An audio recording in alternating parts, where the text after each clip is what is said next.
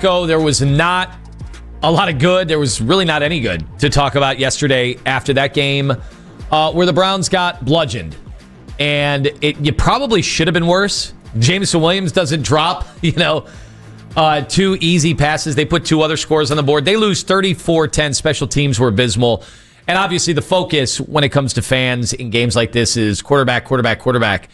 And Dale Ryder is in for Ken Carman on a day where the Guardians there's a lot to celebrate. With the Browns, there's a lot to question. And everybody wants to make the move. Fans, I've seen it. I've seen the reaction.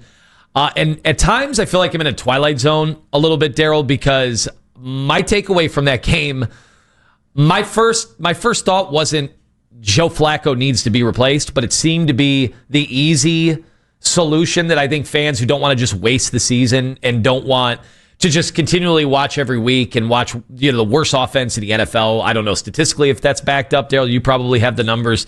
It seems like there couldn't be worse offenses in the league, although what's Callahan doing over there with his number one overall pick? That looks pretty bad. He's getting into fights with everyone now. Yeah, he is. That does look pretty bad. So if we're not the worst, we're pretty damn close, and that was unwatchable, for the second part of that game. Defense did all they could to hang in there, and really it went downhill in a hurry after Delpit's trip. So, Daryl, is it as easy as just taking Flacco out? Because I'm telling you, I'm watching Detroit. It looked like they had two Myles Garretts, as bad as our tackles were in that game. So I don't know what you expect a overdrafted 5'9", third-round Dylan Gabriel to do with that offensive line, but it seemed like that was the easy solution for all the fans that I was talking to yesterday. I have news for you. It doesn't matter. It really doesn't. Joe Flacco's washed. Dylan Gabriel, I still can't believe they picked him in the third. It doesn't matter who starts a quarterback Sunday in London. It really doesn't. It does not improve their chances to win. That was the realization that I came to yesterday. The notion of, well, so-and-so gives us the best chance to win. I have news for you, Cleveland. None of your quarterbacks on this roster give you any chance to win. That is where we're at. Joe Flacco doesn't give you a chance to win. Turns it over too much. When he is putting footballs on guys' hands, they're not catching it. Okay? Jeudy, I watched the film yesterday. You stink.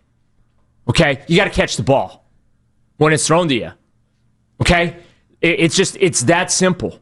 I'm going to give Harold Fannin a little grace. That was a pretty big drop he had, but you know what? Watching him and the effort he gives after catches, similar to Quinshon Judkins after contact, you get a little reprieve from me there. But when you're going after reporters about whether or not they're watching film, okay, but you're not catching the ball and you're supposed to be the number one receiver on this team, I'm going to go after you. Because you're part of the reason the Browns got their butt kicked in Detroit yesterday. It was embarrassing.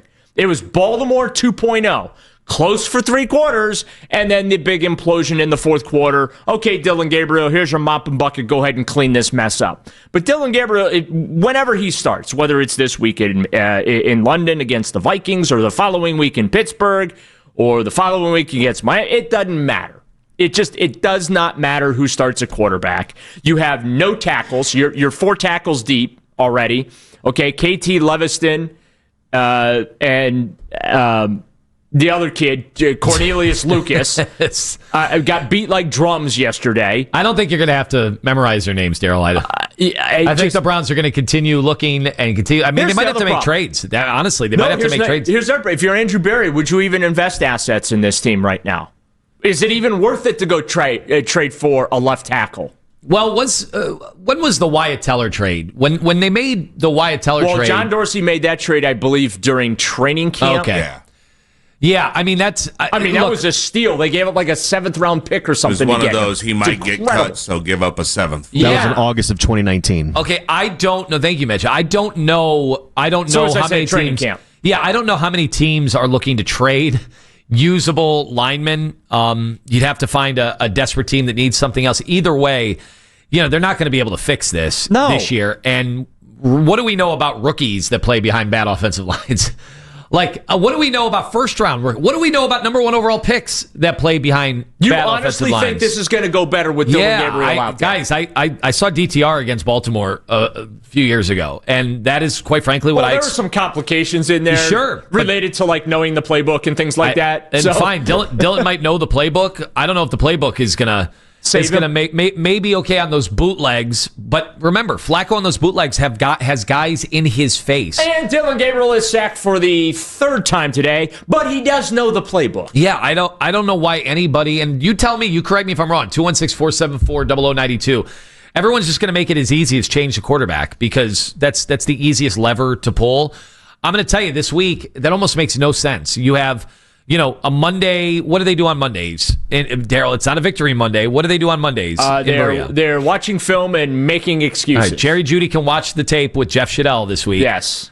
They can sit together and diagnose the drops that we all saw and him, reacting. God, you almost would think that Jerry Judy was like one of those Chad Ochocinco or. You thought he was Odell Beckham Jr. the way he acts sometimes. The way he acts, he can't catch the football. It's why Denver moved on from him. Why did you guys think Denver moved on from him? I know when we had Mark Schlereth on and everybody wanted to claim victory laps when he had that huge game against Denver last year. What happened? He did have a 1,000-yard season and made the Pro Bowl last year. And what his biggest game of his career, they also lost. He is not a winning football player. He just isn't. He's not a winning football player. It's what everybody in Denver who had eyes wanted to tell us when we traded for him. But, we want to do the Andrew Berry laser eyes on that move. Well, he's not a winning football player. I don't know how much more evidence you guys need. Here's Jerry after the game yesterday on his drops. Yeah, that got me hot, bro. I make that damn play, bro. It was a big-time play. I got to catch them. I catch them every day in practice. I made that play, bro.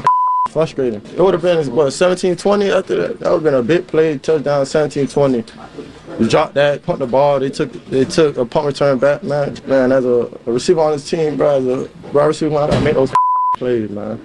All right, I'm glad he owned up to it. I'm going to give him credit for taking ownership. I will give him credit for that. And he deserves credit for that. But you wouldn't have to take ownership if you just cut the ball. Well, people were putting some of this on Flacco and he's late. Guys, are you watching the pressure that Joe Flacco is under? It is. He's under siege every time the ball is snapped. It is miraculous he made it through that game. If you guys are telling me 5'9" Dylan Gabriel is surviving those hits that he took. Especially the one with the fumble where Hutchinson hit him, right, and he falls backwards, and there's it looked like a middle school prank where he got tripped from behind. Not only that, I mean, he got drilled on the throw to Fannin that Fannin dropped where he put it in the basket.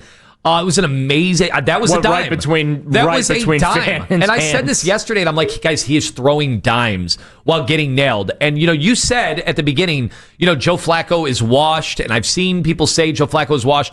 Are we saying he's washed if Jerry Jeudy just catches the football? No, we're not. Those were under duress. It's not like he just sat back there. The only possession he had time to throw was the scripted first drive. Which, by the way, is the first time the script actually worked this season. Yeah. Hey, you know what? You're just being negative this morning, Anthony. We have a positive from yesterday.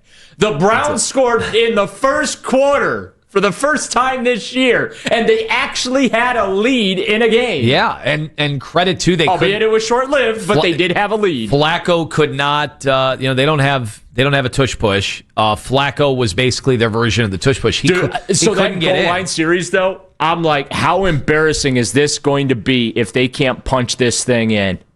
I mean, thank goodness they scored on that. Well, Judkins, that would have been the ultimate embarrassment right there. You've got first and goal from inside the one, and you can't push it in. And I do think Judkins is this. You see where he can be a weapon. Yeah. Because he always falls forward. He's getting hit behind the line of scrimmage, and he is always finding whatever little sliver of daylight. He's among the league leaders in yards after contact. And you know what? Between him and Fannin too, if he actually catches the ball, Fannin is a load to bring down. He had one that got wiped out with a penalty, and then he had another one that he fought that I thought he got close to the first down. By the way, these we gonna get a measurement here? These rookies are why Andrew Berry's not getting fired.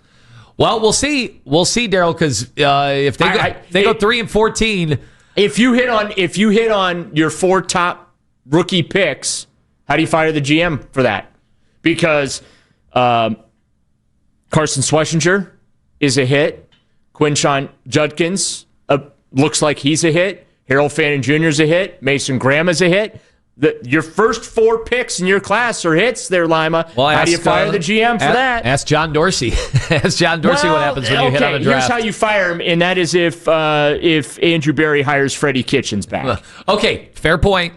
Fair point. That'd be fun, though. But there are a lot of people that were in my mentions yesterday saying Kevin Stefanski needs to go.